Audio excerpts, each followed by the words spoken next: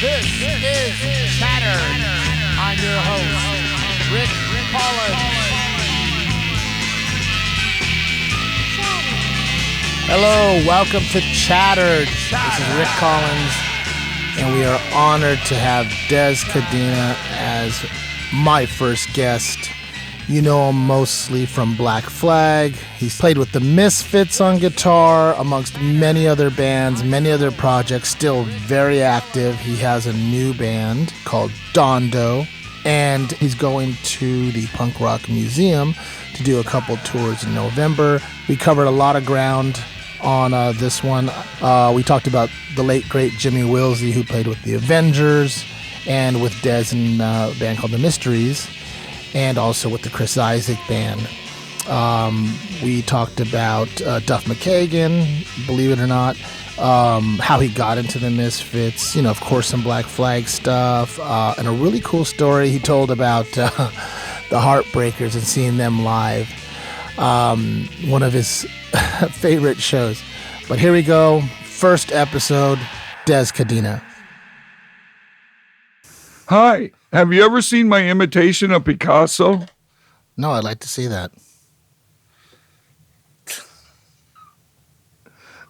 Now that that's over, how you doing, Rick? I'm all right, man. Oh, so we're going to do some jamming today, huh? Yeah, we're going. You know what they say with the boys, rock out with your cock out, and what they say with the girls, jam out with your clam out. Liz McGrath told me that last one, so a girl told me that. Yeah, well, nowadays no offense. I want to clam. I'm tired. Well, I mean, I figure it's equal opportunity. You know, you got cocks and clams. Yeah. So there you go. Yeah. So yeah, man. So yeah, well, we're gonna jam out. So we thought we'd just sit here and bullshit a little bit. Yeah. We know each other a long time now, I guess. Yeah, since I don't know, maybe like late '90s. I want to say. Right. Yeah, and you were mowing the lawn. I was mowing the lawn at our friend Vince's backyard. Vince was from Germany, and he forgot he left the bottle of Jack Daniels out. So the lawn didn't get totally done. No. I just remember getting there, and I'm like, who's this guy in the backyard with long hair and a leather jacket and a push mower and a bottle of Jack? That was the vision. My first vision. It wasn't Lemmy. No, it definitely wasn't Lemmy. But I'm like, who is this guy in the back? And wait a minute, that's my Jack Daniels. Because, you know, it was like hard to keep alcohol in that particular house. It was called the Open Bar. Well, especially since somebody invited me over to mow the lawn. Yeah, Vince. Yeah, Vince wanted you to mow the lawn and sign his records. He's gonna pay you to mow the lawn and sign his records, and give you my Jack Daniels. Then I go outside and I'm like, wait a minute, who are you? Like, what are you doing? And you're like, I'm Dez. And I'm like, what are you doing? Your roommate hired me to mow the lawn. Yeah. And sign a couple records. And I was thirsty. I know. And it was like 1:00 in the afternoon and it was like 90 degrees. And I go, well, this will quench my thirst. It was hot as fuck that day. Then I was like, fuck that. Come inside. Like, let's just go drink. Like, fuck Vince. Sorry, Vince. He did say that. Did say that. And we went inside and started drinking. And that was that. That's and how Vince came home and he was pissed off because the yard work wasn't done. What are you going to do? I wasn't happy about that. Vince was very clean. He's a very clean man. Yeah, well, he's Deutsch. That's you right, know how they right. are. You know, he owns the house now. The Open Bar Ranch is all his. But then Sharon came over, I think, after. Sharon, who we're jamming with today, and who will be a guest on this show at another later date. But then she came over. But yeah, that's how we started hanging. Then I think you were playing with Jimmy. Weren't you doing the Mysterians at the time? The Mysteries. Mysteries. With Jimmy Wilsey. And that was an experience. I mean, good friends gone. Yeah. God rest his soul, Jimmy. And you want me to tell you the story about how I met Jimmy? Sure. So Sharon Needles, one of my exes and good friend to this day, which we are jamming with today. Betty Blowtorch was her band, and Butt Trumpet. She worked at Al's Bar on Sundays when it was like open everything, open mic, open your mouth off to everybody, and it was early. It was like they opened up at noon. Old Al's Bar, downtown LA, and she says, "Come down," And Al's Bar didn't serve hard booze. It was only beer. Maybe they had a box of wine. You could have a glass of wine. But it was always fun to go to, and you didn't know who was going to play every Sunday. And I go in when she starts working, noon, and I see this character all the way on the other end of the bar with a cowboy hat and cowboy boots and sitting there having a Bergie beer or whatever beer, cheap beer that they used to serve at those big plastic cups. You get like a big old $5 draft beer. There was draft, and there were like cans of like of Schlitz or That's something right, or whatever. And I was having one, and I used to sneak in a flask in my coat. And I was sitting there, and I look over at the guy, and he looks familiar. And I go, "How you doing? My name's Dez." And I said to Sharon, "I'm going to buy this guy a beer just because I like his hat." And he looks over, and he goes, "My name's Jimmy Wilsey." And I go, I said to him, "You look familiar in the first place." And he goes, "My name's Jimmy Wilsey." And I go, "You played bass for the Avengers?" And he goes, "You're the first person to recognize me as that particular person in like 20 years, because he had a whole career playing guitar for Chris Isaak." And I go, "Well, oh yeah, right. You wrote that Wicked Game riff." From there on, we became friends. And I said, I had this flask. It wasn't like a regular flask like this size. It was like this. And I used to fill it with whiskey, and we used to go in the back. And not that anybody was going to tell on us or kick us out, but you're not supposed to bring booze into the club, but it was Al's Bar. Nobody cared. Yeah. So I go in the smoking area outside, and we had a shot, and then we became friends. And they go, "So what are you doing here in LA? I thought you lived in San Francisco."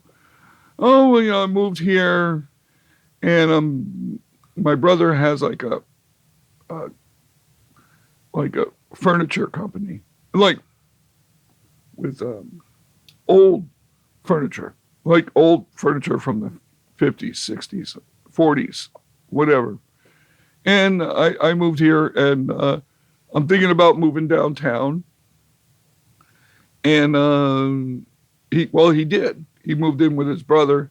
He ended up eventually moving into the building that I eventually moved in, like on 8th and Spring. Yeah. In a loft with this girl, Winter Rosebud, yeah. And I kind of introduced them. It was kind of me and Liz McGrath introduced them. And that was history. But like I ended up living with them. I ended up joining the Mysteries. Yeah. And right about that time, I started playing with Duff McKagan in a solo band, his solo band. Loaded. What band was that? Loaded. Oh, really? That was at that time? Yeah. I never caught you guys. I never saw you guys play. Did you guys do a record? together any recordings? No. What had happened with him, and now we're changing the subject, but like with Duff, I was going out with Sharon. Duff was producing their EP. Oh, that's right. Yeah, that's right. Betty Blowtorch. And he had recorded a record called Beautiful Disease, I believe. That got shelved because at that time but at that time we were going to tour for this record. It was about to come out. Never came out because the record industry companies merged. And we were going to tour. First time in my life I would have been on a salary or something like $1,000 a week just to be in the band and go to Japan. And I was going to be in a touring band. Never happened because the album got shelved. But it was Sharon used to stay at her sister's in Silver Lake. Let me back up a minute. She said to me one day, you know, we're recording up at Duff's house up in the Hollywood Hills. And he comes in and he asks, like, the producer, he goes, do you know anybody? We need another guitar player to go on tour because Slash was doing his thing and Izzy was doing his thing and God knows who was doing their thing. He was starting a band. And these were all songs basically from that record. And a few others. We did like an Iggy song live. We actually played a few shows. We did a tour, played at Al's Bar. Believe it. Oh. We recorded at Al's Bar. Wow. But nobody knows this record because it was never nationally released. We did it because we actually went on tour to South by Southwest. And so we, I go one afternoon, I'm staying at the house waiting for Sharon to get home from her session up in the hills. She gets home about 3 or 4 o'clock in the afternoon, and she says, you know, I have a question for you. Duff was talking, I never met him before. Duff was talking about needing another guitar player. He had like a touring band set up. Mike, the guy from Plexi, Mike, the other guitar player, Taz Bentley from Reverend Horton Heat. Oh, yeah. Needed another guitar player. She goes, will you come to the session tomorrow up in the hills and talk to Duff? And I go, sure, why not? You know, and he that's when we became friends. And it was really kind of funny because I go, why do you want me to go? Oh, they need another guitar player for a touring band, so it might be a good opportunity. This is Sharon telling me this. Yeah. I go, well, sure, rock and roll, but I need leather pants. Anyway, Duff took me out later on once we decided I was going to play with him to Melrose and got me a nice pair of leather pants. But I go up there, and they're doing their session, and the engineer's in there, and Duff comes in. I meet Duff.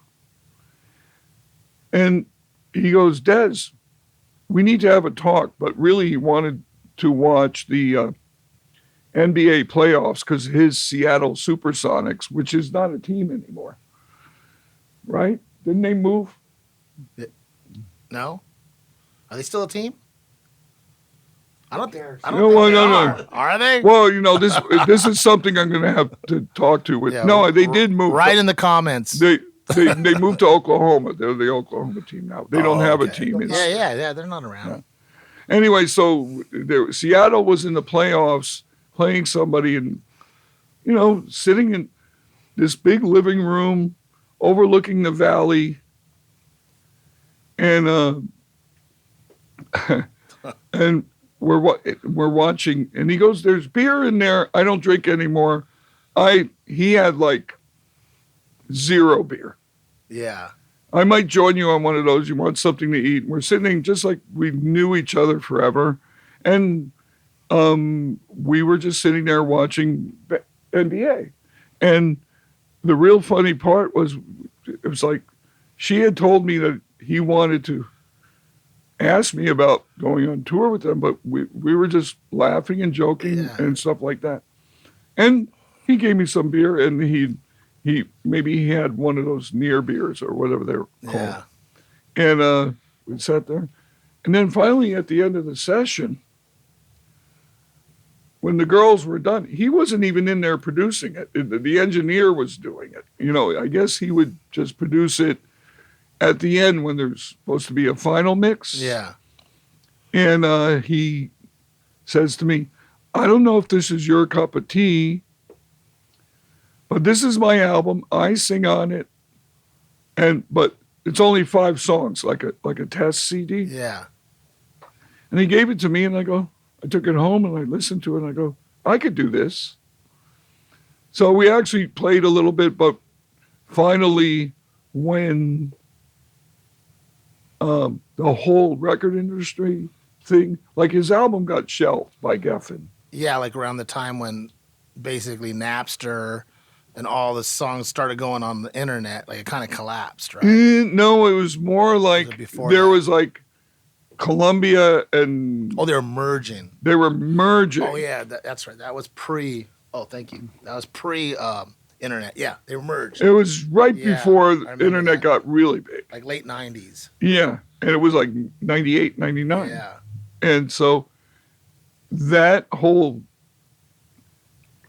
thing for me was like, wow, I never thought I would be a hired musician on salary with this guy. Yeah. And we used to have talk about Guns N' Roses, and I'll just, then we'll drop Duff and we'll move on. But we used to have, he goes, well, after we became friends for a while, he goes, what was your opinion about us? And I go, first of all, your music is great. But when it comes to your singer, he's kind of, and then Duff goes, shrill? And I go, you said it, not me. But I do love their music. I think their music rocks. I mean, Appetite, that album's a classic. I know, but I don't want to hear Ethel Merman. Yeah. Yeah. Unless she's going to sing like "God Bless America." But no, that was he's a really smart guy. He not just getting sober. I mean, he the reason why he got sober in the first place was he almost died, right? Almost died. Yeah, from drinking too much vodka. I think I saw that in his documentary. I think you just got to include pills, everything. Yeah, he did say that he was. I mean, he almost died. I know he's really into fitness and jiu-jitsu and stays healthy. He actually went after even that. He went back to college and got a degree in business or something. Wow. Now, this is during late 90s, 2000s or something. Yeah. So he went back to college, got a degree in business, which is really kind of smart, because if you're a musician, you should know more about the business. Nobody wants to. Do I? No. I just want to plug me in and that's it. But, most people are like that. Mm-hmm. But it's probably a good idea. Good idea, kids. Absolutely. Learn the business. But anyway, so that's my Duff story. Jimmy is a sad story. And there's books about him. And there is a book about him, right? That came out? Yeah, Jimmy. So those of you at home that might not know, like Jez said earlier, he played in the Avengers, played with Chris Isaac. He did all that beautiful slide guitar. He had that guitar too, where the neck bent. Remember? Uh, Was that what they call that yeah, guitar? There's a name for like it. a T-bender or Yeah, something, or something. What it do like they has call like springs in the neck or something. It goes. No. Doesn't it? What was that It's thing? over here on the bridge. Oh, it's on the bridge. Yeah. Yeah, and it like drops the E string to a D. Well, then you could bend it up, and then you could play stuff in D or G Oh, that's cool. on a Telecaster. That's cool. And He had that gold sparkle one, I think. I mean, he showed it to me. Well, at that his was a house. Stratocaster. But that one I thought bent too. Like there was a weird bend thing you can do. Yeah, it was down here. It was down here. Yeah, is that what he You used? can't bend the neck because you'll break it. Is that what he used on Wicked? Well, unless you're Spot. No, he Fear. used that Sparkle Stratocaster with his favorite guitar player, and probably mine, is Jeff Beck. Mm-hmm. So, and he would use the regular tremolo bar. What was it called? The B bender. Oh, B bender. The B bender. B bender. Thank you. What did I say? T bender? I said PP something. bender. Something wrong. Yeah, the B bender. And Jeff Beck was your guy's. Yeah, but Jeff Beck is. well, yeah, but when he played all that stuff with Chris Isaac, it was strictly on the Strat with the tremolo. Oh, okay. Yeah, no, Jimmy was. You guys were a fun band. I love watching you guys at Mr. T's or at the Trashy Lingerie Party. Remember that one? Yeah. They had all the strippers and porn stars going down they had water slides, like the stuff you have for kids at their birthday parties, but they had adult size for adults. And there's just like strippers and porn stars, and there's a stage, and they played. You guys played, and I don't know if anybody else played. I think you were the only band that played that day. That was a fun day. It was pretty good. I almost got kicked out because I dropped pizza on the floor. And they said to Winter, like, the Playboy people, like, you better watch your friend over there. I'm sorry, I just dropped my pizza. Can I go down the slide? So what else is going on? Well, I was thinking about is like you were talking about playing with different bands and like playing with Duff. How did you get into playing with? I think we talked once when we were on the East Coast. Or I was on the East Coast. You were in New Jersey. And you were jamming with Jerry Only. But how did you land into the Misfits? I don't even know that story. It was really simple. I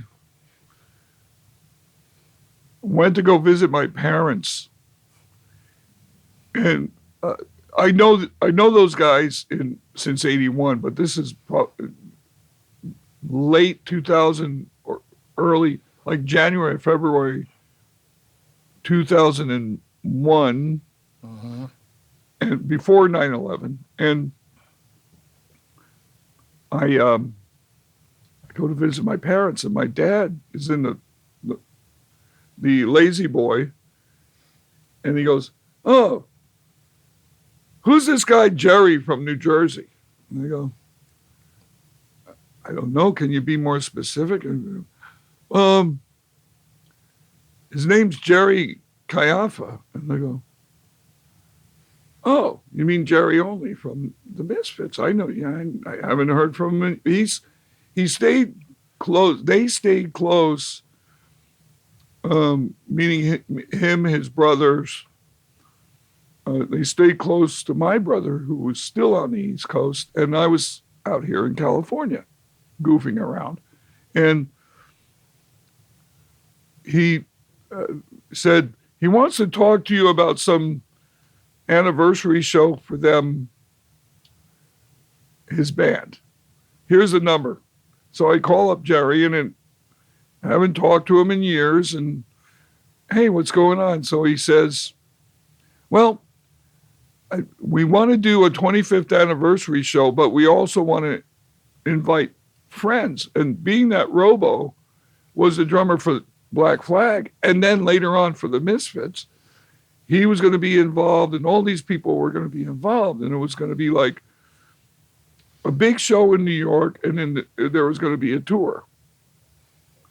So he asked me if I want to come out and basically just do Black Flag songs. And I go, sure. And then I call him a few days later and I go, hey, while I'm out there, should I learn some Misfits songs? Old and new, meaning that there was two different Misfits. There's one in the 80s that everybody's going to see their big concerts right now. Yeah. And then there's the one in the 90s that toured with him and his brother Doyle, and then two other guys, Michael Graves and Dr. Chud on drums. And they recorded albums in the 90s. I go, well, yeah, send me a tape of, doesn't matter what songs, I'll remember them. He sends me a tape of 50 songs. And I'm like, with the Misfits, everything's bigger than life. Yeah. And he just says, well, learn what you can. Well, for the most part, I knew most of them, especially I never played them before. I put the thing on. I go, well, they don't know how to tune, but I'll try to tune like they do, which is like take your tuning pegs and put them off a little bit. And I learn them. And I go, I know how to play that. I can play that. Cool. So I go out and do 25th anniversary show in Newark. Not Newark. Sorry. New York. And then they were like, you want to do the rest of the East Coast shows? So we did Philadelphia, Boston, DC. We did like 5 or 6 shows. And at the end of that, he was like, well, why don't you just stay on and do the whole country with us? Yeah. So we came out here, we played the Palace. So that's when you called me to rehearse at my place. Yeah. I got video from that, actually. It's pretty cool that I've never posted or anything. Maybe I'll post it after this, but it's cool because you showed up with the whole like they had their roadies, the New Jersey Mullet Brigade, I called them. And it was Robo, you, Marky Ramone. Yeah. And, was it and Eric? Jerry. Was it Eric? No, it was it? That day it was you, Robo, Marky, and Jerry. And Jerry was kind of doing most of the singing. Well. And then you guys, and then for me, it was a treat to see meet Robo, even meet him and see him play. And Marky bonus, like, whoa, like both those guys playing and helping each other with the drums. I remember the drums were kind of falling apart because they were hitting so hard. Like Marky hit so damn hard. But yeah, you had it down. Like you had all those songs down. And then I think we went to the Rainbow after, and I think you met Lemmy. Well, I had met him a bunch of times before that. Before the whole Misfits thing. Lemmy was like, he was like a fixture there. Yeah. And he was on that stupid video game. I never Poker knew why anybody like him would want to just play video games. I remember he was telling you something like he had covered Jealous Again for an album or something. No. I walked up to him and he didn't know who I was. And I knew the bartender, the girl, Christy Schultz. And I think she still works there. Huh. And I went to go visit her one morning. Not a morning. It was like 1 in the afternoon. And I go there. And I look over and I go, he's still here? And I had seen him like a few nights before. And then a few nights before, and he's like, doesn't he ever go home? What's with this guy? So I said to her, all right, give me a beer and a shot of Jack Daniels and give that cowboy over there the same. So she goes over and just points at me and he signals me over and I grab my stuff and I go over, well, here's to your whole career, even Hawkwind. Boom. He goes, oh. I go, well, Masters of the Universe, great stuff. And I want to thank you for doing justice to my song. And he looked at me like, what the hell are you talking about? He had done the song on a Henry Rollins record that's called right. Thirsty and Miserable. Oh, And he did a that's cover. Right. That's right. It was for those guys that were wrongly accused of a crime or something. It was like a benefit album, I think, wasn't it? Oh, the West Memphis 3. That was it. That was it, yeah. Frankly, I think they're guilty. But, but you know, he didn't, Henry put this album out, whatever. Anyway, so he goes, your song. And I go, yeah, Thirsty and Miserable. I wrote that. Oh, you're that other guy in Black Flag that sang. Yeah, and I go, yeah, everybody compared my voice to yours when I used to sing in Black Flag. It's kind of like Lemmy. You know? So, yeah. All right. Then we sat there and talked for 2 hours. And he goes to Christy, do not charge this man any more money for... And she goes, well, you know, I wasn't going to anyway. So we sat there for 2 hours and we had a good time. That was my one time meeting Lemmy. I remember, speaking of Hawkwind, actually, we just lost Robert from the Stains, who I know you were really, really good friends with. And didn't you guys used to throw jam sessions at his house and play Hawkwind songs? Yeah, we would play everything from Hawkwind to Rory Gallagher to the Ramones to anything that would come to mind after they were done practicing. Yeah. We would go and we would be partying and just go, let's go. We wouldn't stop. You know, they would practice like a couple hours from 4 to 6 at night or whatever. And then from 6 at night to 2, well, maybe midnight, we'd have to cut it off. But we kept going. And we would do all this Cream, Mountain, anything that would come to mind. Yeah. All really guitar-driven stuff. It's all guitar stuff. Those jams must have been epic. I mean, you're a great guitar player. Robert was sick on guitar. I mean, that must have been a lot of fun.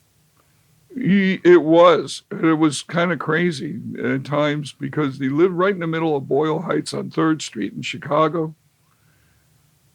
And right by what now is Cesar Chavez, but it used to be Brooklyn. Oh, yeah. And I used to spend whole weekends there. There was a time where I almost quit Black Flag to join their band because really? I figured, well, if I couldn't play guitar in the band, because when I joined Black Flag, I wasn't playing guitar. If I couldn't play guitar in the band and had to be a singer,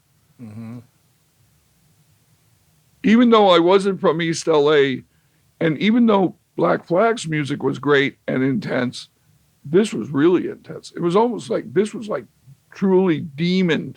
Yeah. Demons were there. Yeah.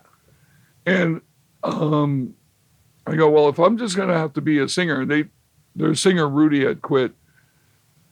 Spot, who produced the Black Flag stuff, I confided in him because I was thinking about it. I'm thinking about joining them. He goes, I think he was worried about my health. He talked me out of it. But, you know, and I didn't even approach them, even though I was about to. And they would have probably said, yeah, because nobody was singing with them at that time, the Stains. And that would have been cool, man.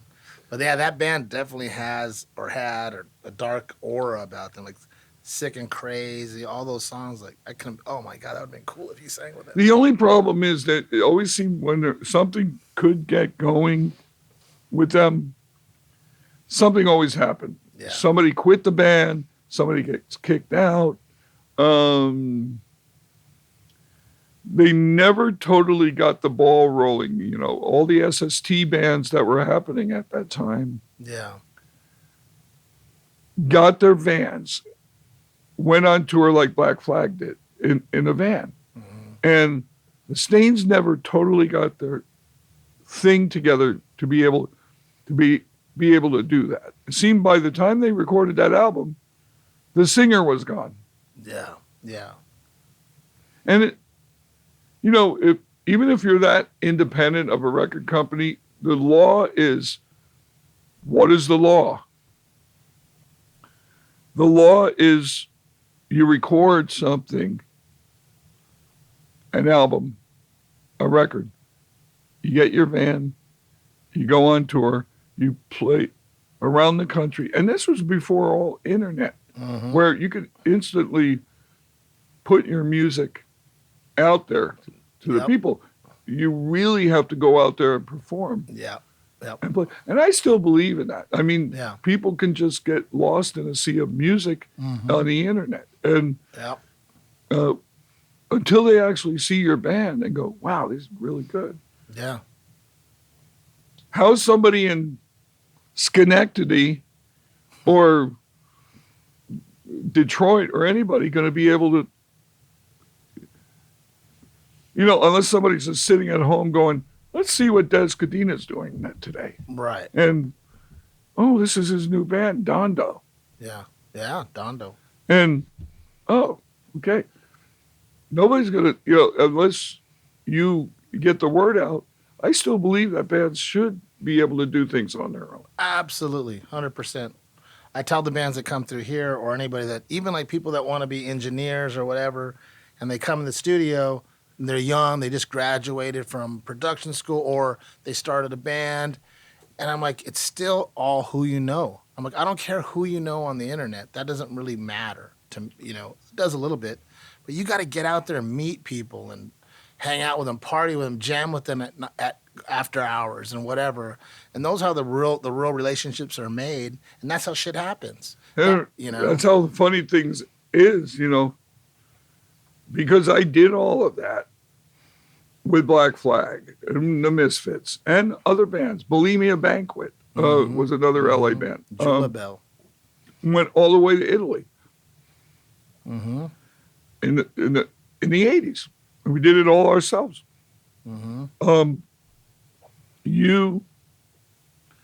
I still get people coming up to me going, hey, I remember when we were in Kenosha and me and you went to the video store and we hung out and bought CDs, and then you played the show, and then we went to the after hours party and somebody jumped in the pool. Somebody threw their mom in the pool or something like that. Oh yeah, I remember. Probably not. I lied. But you know what I'm saying? I still get people coming up to me going, remember when we hung out and did this? And sometimes I do remember them. Sometimes I don't. Yeah. So you got to live. You got to get out there. You got to get out there. Yeah. And that's how shit happens. You remind me because you're like Clem Burke in a way. As far as like he gets out there, here he is, the drummer of Blondie, this huge band. And he just loves to jam. He'll show up anywhere playing with anybody just to play. Yeah. And like that's to me is a real musician. Someone that goes out there and wants to play. I don't care if it's a garage or Madison Square Garden. Yeah. You just want to play, and you're a lot like that as well. Yeah. You show up and you're. I'm on a record with him. It's my friend Jiro. Of course. You know Jiro? Aren't you guys playing at Maui Sugar Mill soon? Yeah, I believe that is the October 8th. 13th. Oh, that's Friday the 13th. Okay. Yeah, Tim and the people that own that place. I love those people. They're great people. Yeah, we're doing Dondo. Cool. We're doing playing with Jiro, his stuff, and tell me about Jiro. I don't really know much about him. Well, he first of all, he's Japanese, and the name of his album that I'm on with Clem Burke is and other people, CJ and lots of other people. Oh, CJ Ramon's on it? Yeah. Oh, cool. His first CD is called Return of the Kamikaze, which is kind of like how do you name an album Return of the Kamikaze? Because aren't kamikazes not supposed to come back? No, that's the whole point. And that's the whole point. He names it. And he's a rocker. He's a really good rocker. He's a great guy. And we became friends, and I played on his record, and he worked for Mozarite. I think he still does, or maybe he's a representative. I'm not sure, but when I played on the album, he paid me, and he also paid me in a guitar. I had a custom-made Mozarite. I didn't bring it today, but that's okay. Cool. And really good guy, and he just likes to rock. Right on. Hell yeah. Hell yeah. And we're doing the Maui Sugar Mill, and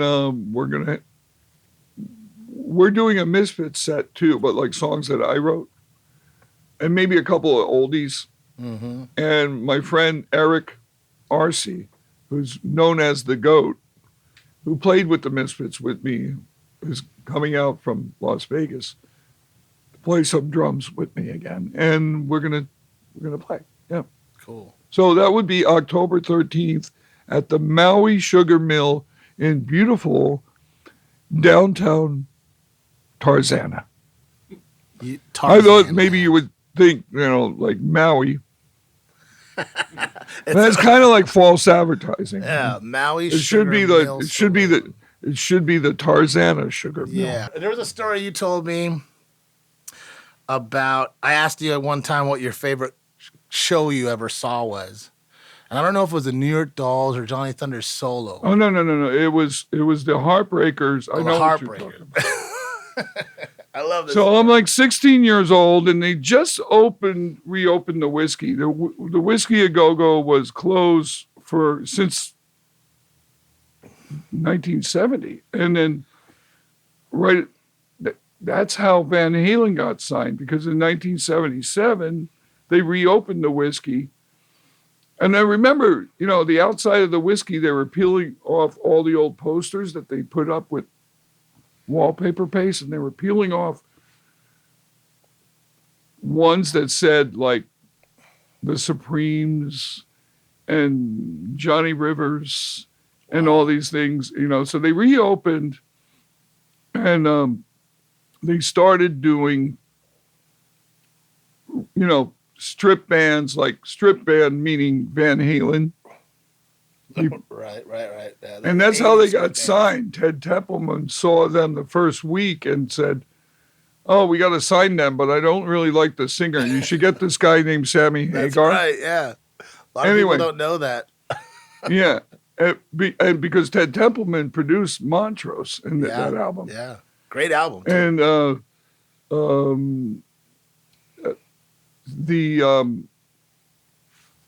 the Whiskey A Go-Go was reopened, and they booked Johnny Thunders and the Heartbreakers. And at that point in time, I was 16 going on 17. I was underage, and you were allowed, when they did a normal show, meaning that they did 2 shows a night. So they had like an opening band, and then they had Johnny Thunders. And I forget who the opening band was. I think it could have been the Quick. Oh, the Quick. Yeah. Which was kind of like a Sparks.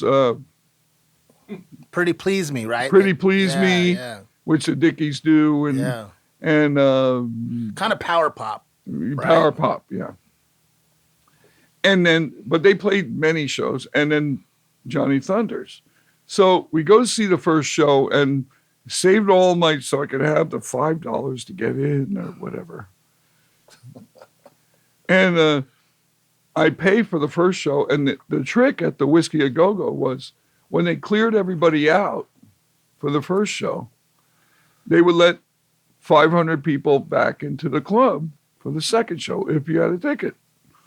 Well, me, when nobody was looking, I went into the bathroom stall and stood on the toilet so nobody could see my legs. And I heard a bouncer look in, and I'm like this. As soon as I keep looking, as soon as I could see people coming in, I got out there, stayed for the second show. Well, the first show, it was the first night that Johnny Thunders was in town. And he was already known as being a drug addict. Yeah. Heroin and anything.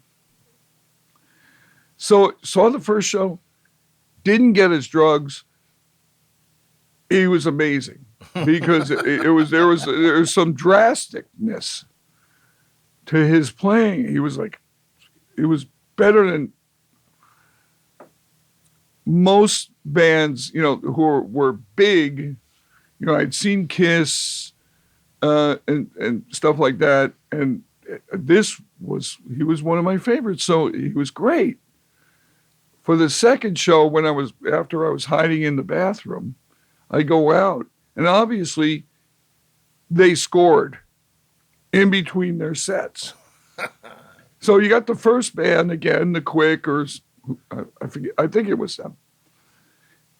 And then they come out, and he had a Marshall half stack and a twin reverb. And then there was the rest of the band was Walter Lure, Jerry Nolan from the New York Dolls. Wow. And the bass player, Billy Rath. Yeah, Billy Rath. That's it. So I'm Wow. going to go, okay, so the first set was great. I have to stay for the second. I sneak in basically without leaving. And he had gotten his stuff, whatever it was. It might have been replacements for heroin. People may have gave him a handful of downers. Mm. I mean, he was in L.A. They're from New York, waiting for my man. The man didn't show up before the first gig. Shows up in between the second gig. He comes out. First of all, the band's on stage. He's not. Comes down those stairs at the Whiskey A Go-Go. And somebody has to help him downstairs. Number one. Somebody has to help him put his guitar on. Number two. And I'm like,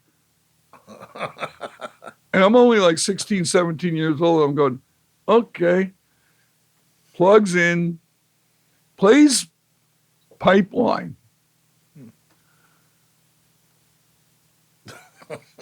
And his version of Pipeline is really good, but it wasn't exactly what I had heard before. And then after about 2 songs,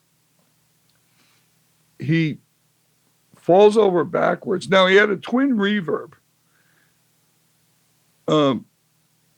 sitting flat. You used to be able to tilt those up in the air. And then he had a Marshall slaved into each other. So really great sound. I like that sound too, yeah. And he falls over, and he had his drinks on there, and he falls over back, he knocks the twin reverb, which he had the reverb on. And the amp goes like this. But the reverb unit was on, so it created this big boing through the PA. And then they're like, now everybody's scrambling, trying to get him on his feet. They get him on his feet. They get the amplifiers up. The drinks are spilled all over the amps. And it was all over, a mess on the floor. And finally, they cart him off. The band is still up there. And Walter Lure, I felt so bad for the rest of the band. I already knew what had happened. I mean, how did 1 hour make that much of a difference? And at that age, you sussed it out, even that being that young. Yes. Because you'd already seen that shit. But the other than his first set, the most exciting thing was hearing that twin reverb go and glass breaking and shit.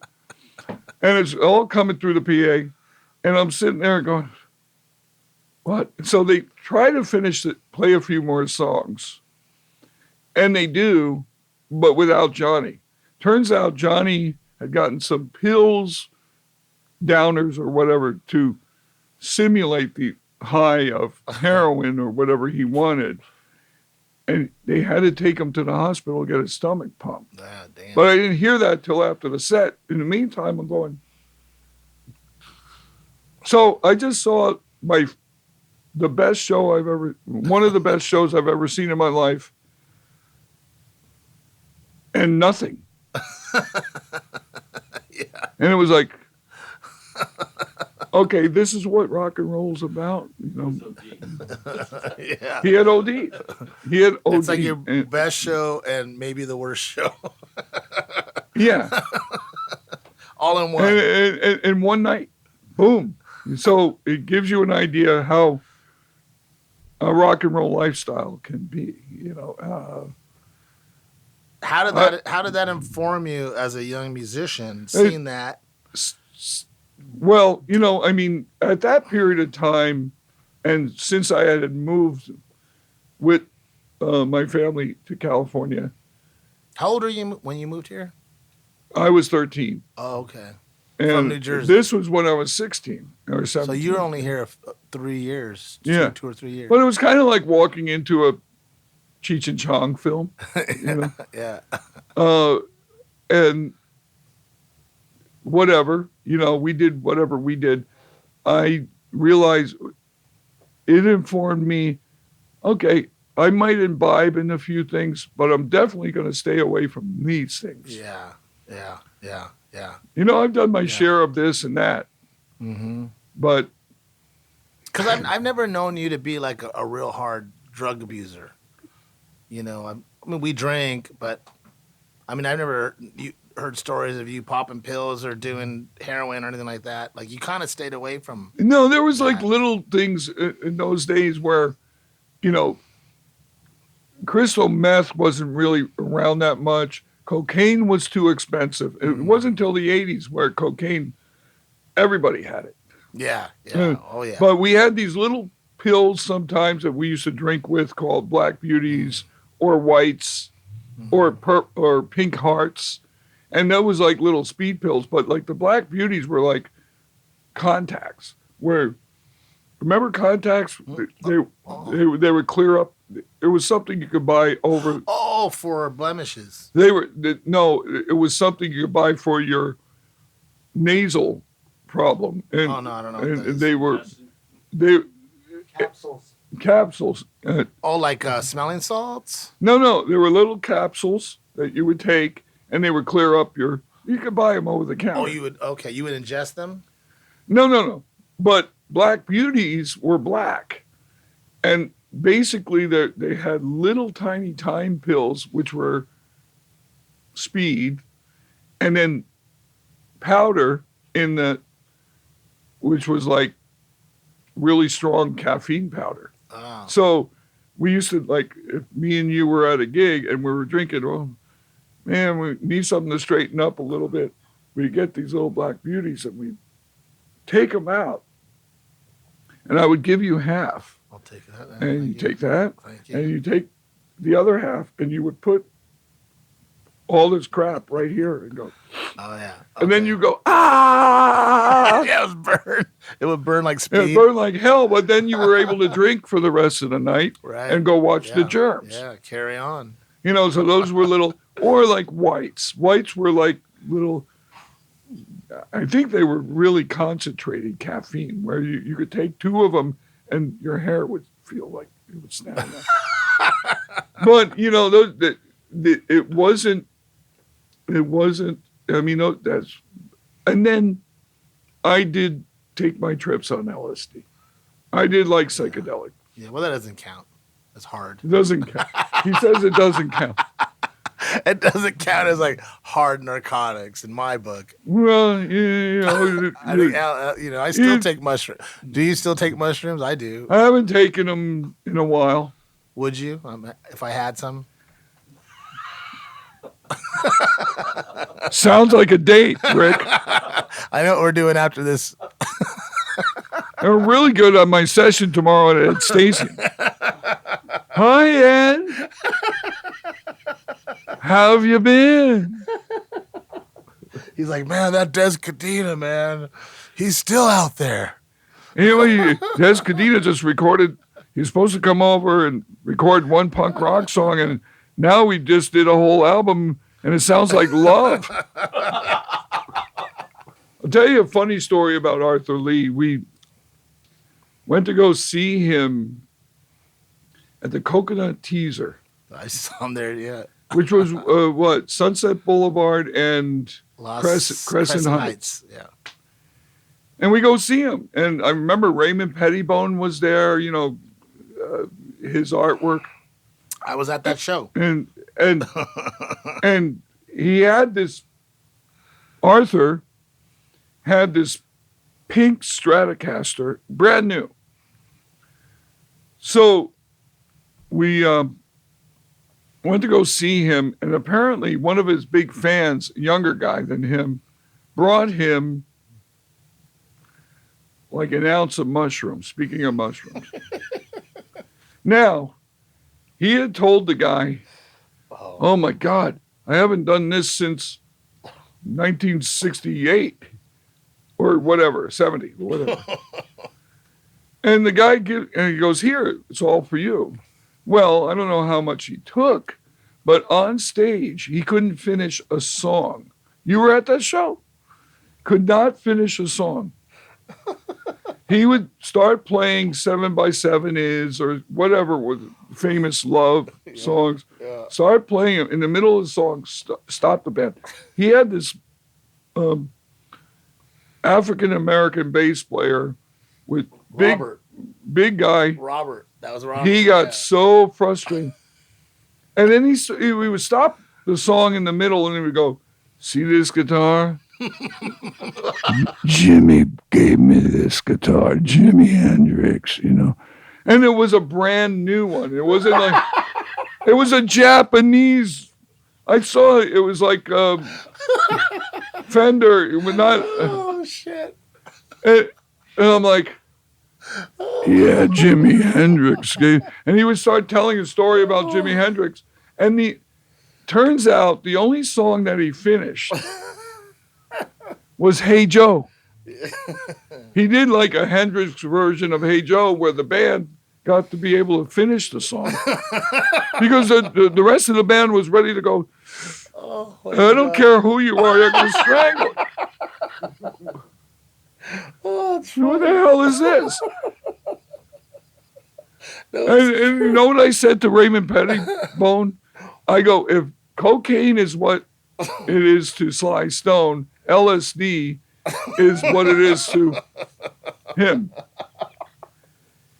It was like, oh shit! You couldn't finish the song. Oh, that's funny. So I hope you people are enjoying this podcast. But their music still stands up, and when he would sing "Not on Mushrooms," apparently he would sound great, And he went on to go and tour, and after he went to prison, he goes to Europe, and he sounds amazing. You can look up the videos on YouTube, and he's one of the rare ones that got the love and adulation before he died.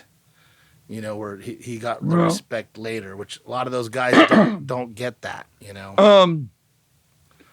All I can say about any of that is Jimmy gave me this guitar.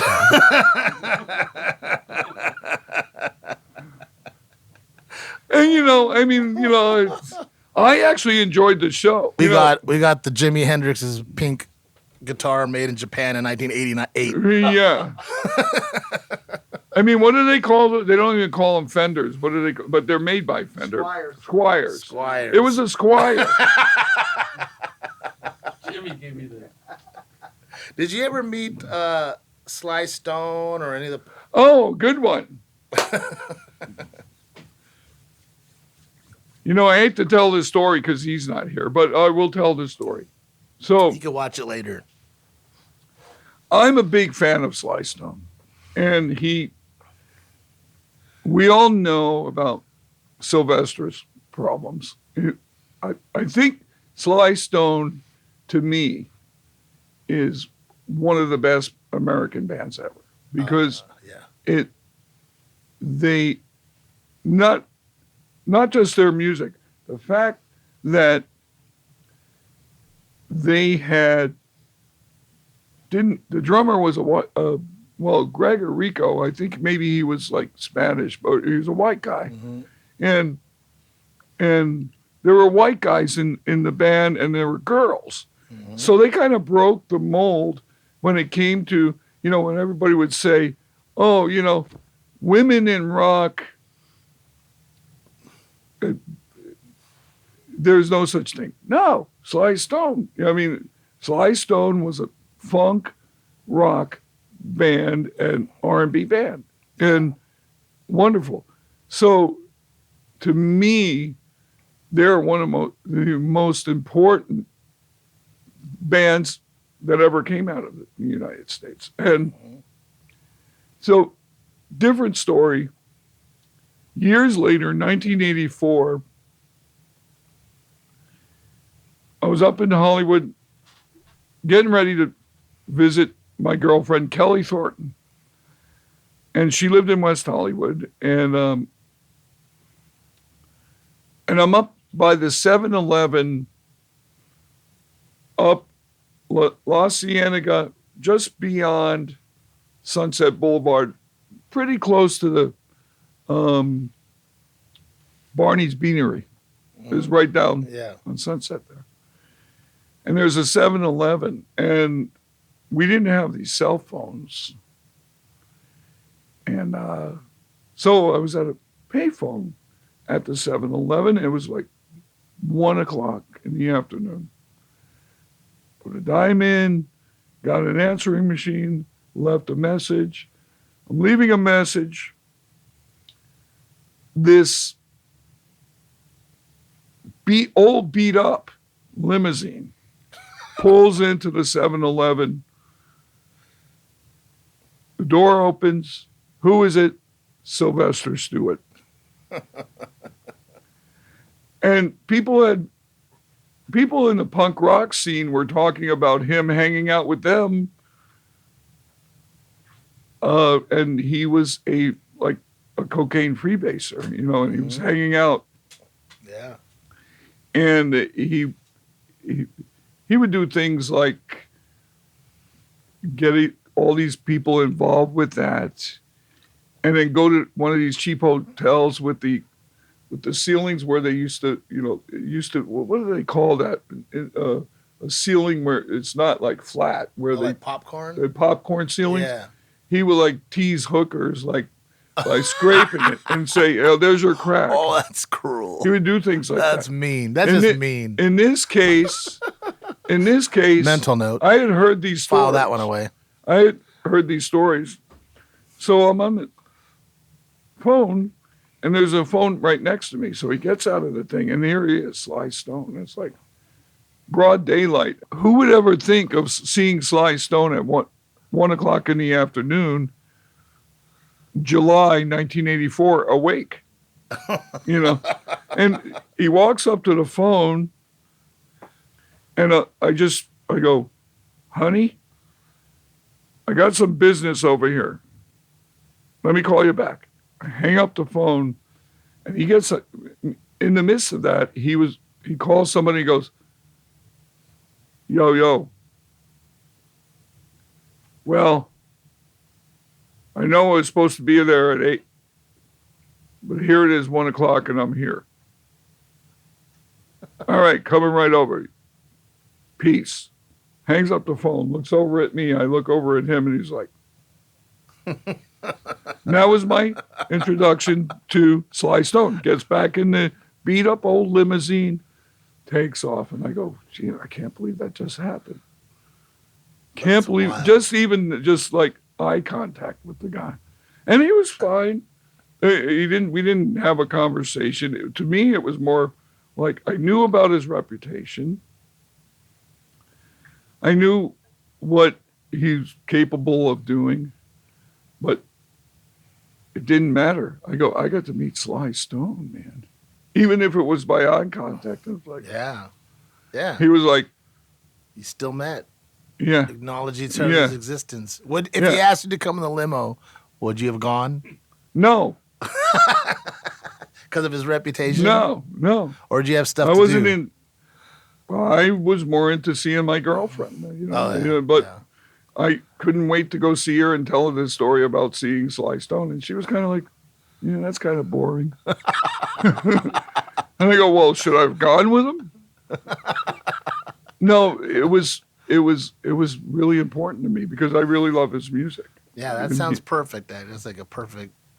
That's it. That's enough. That's all I need. Yeah, that's all you need. It might only get worse. A night out partying with Sly Yeah. Stone. You might never ever see me again. Yeah. You know, so. Might be a very different story. Like, fuck that guy. Fuck Sly Stone. Yeah. I didn't want to pop my bubble, you know. So we have practice tonight. What's our new band called? It's 2 words, distemper. What does that mean? It means we're in the temperament to diss people. So that's very good. Just in case you were wondering. Well, I think we had a good talk. Oh, well, maybe we should call Sly Stone up and see if he's still alive. He's still alive. Still alive. He won a lawsuit against his former manager and got millions. So I know a guy that wrote a book on him and went down and met him and stayed at his hotel. His name is Alec Palau. He writes for like Mojo and all these magazines. Yeah.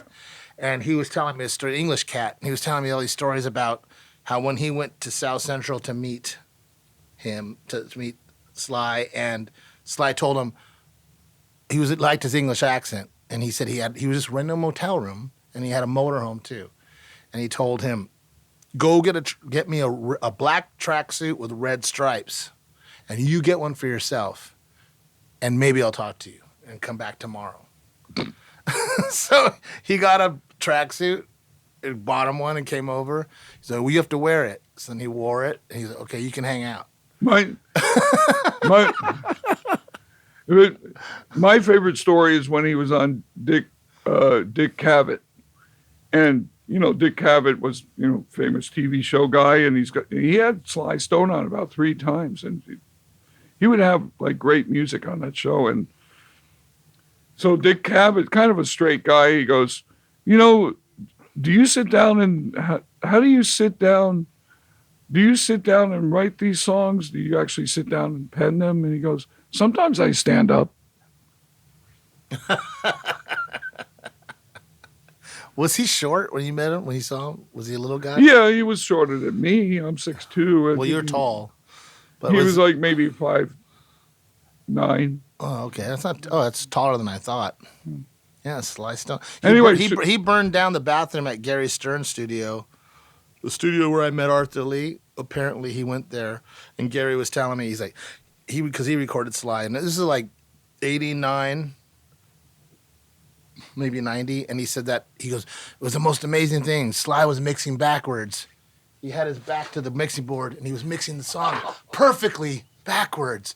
And I'm like, yeah, how many drugs were you guys on? He goes, yeah, then he went in the bathroom, and he was freebasing, and he caught my shower curtain on fire, and he burned the bathroom down.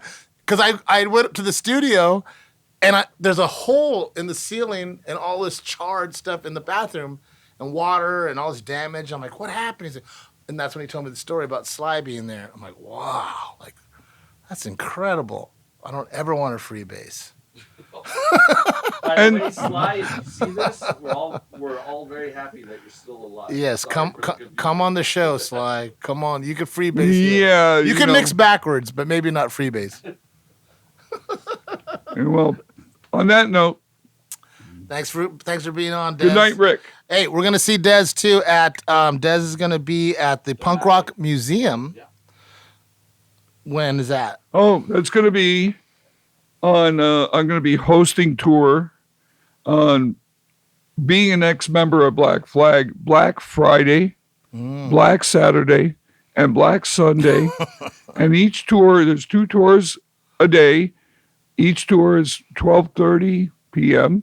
and 4 o'clock p.m. Cool. And I will be there. Get your tickets. But we haven't even advertised that yet. So we need to do we'll before do that I right leave. now. No, we'll do that later. Or later. Okay, Let's go. And Let's get ready to practice. You buy your tickets because it sells out quick, and you can have a personal tour with Dez. I think there's even a jam room there too. You could jam, and apparently I heard. Yeah, we'll play some Sly Stone. Yeah, there you go. Just to fuck shit up. Freebase. No, but what it is that would be November 24th, 25th, 26th. 2 tours a day. See you there. Cool. Well, thank you, Dez. Thanks for coming on.